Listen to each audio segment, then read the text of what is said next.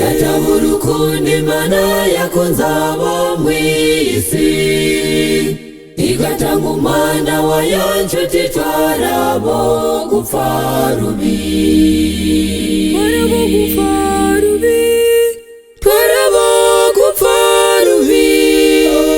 Yataburukundi mana yakunzaba mwisi igatanga umwana wayo nshuti twarabo gupfa rubi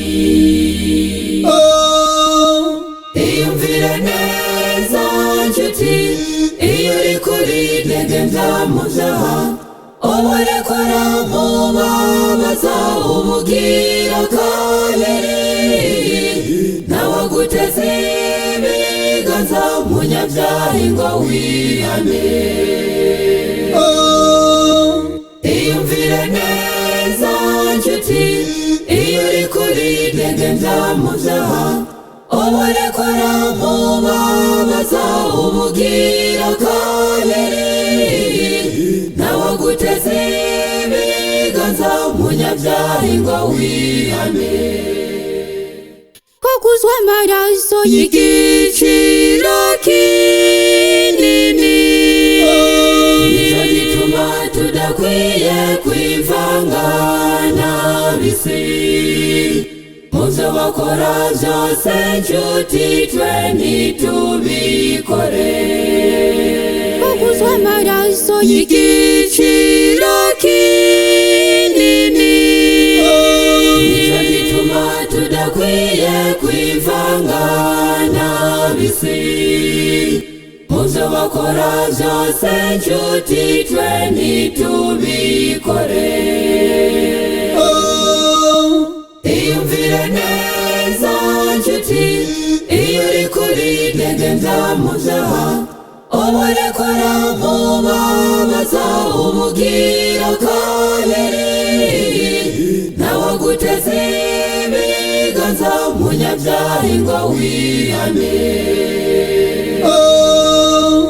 Iyumvire neza nshuti iyo uri kuri degembya mu vyaha obarekora mubabaza umugira kabiri nawaguteze ibiganza munyavyaha ngo wihane Nawe nshuti yanje wagiriwe ubuntu Ndakubwira inama nziza yo gukorera Imana ukitegura kumusanganira ku bicu Nawe nshuti yanje wagiriwe ubuntu Ndakubwira inama nziza yo gukorera Imana ukitegura kumusanganira ku bicu Iyumvire neza nshuti iyo uri kuri degembya mu vyaha obarekora mubabaza umugira kabiri nawaguteze ibiganza munyavyaha ngo wihane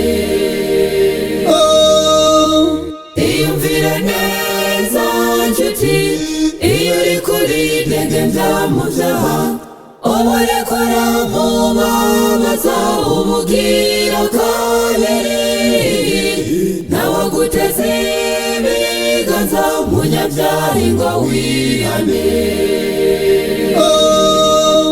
Nawaguteze ibiganza munyavyaha ngo wihane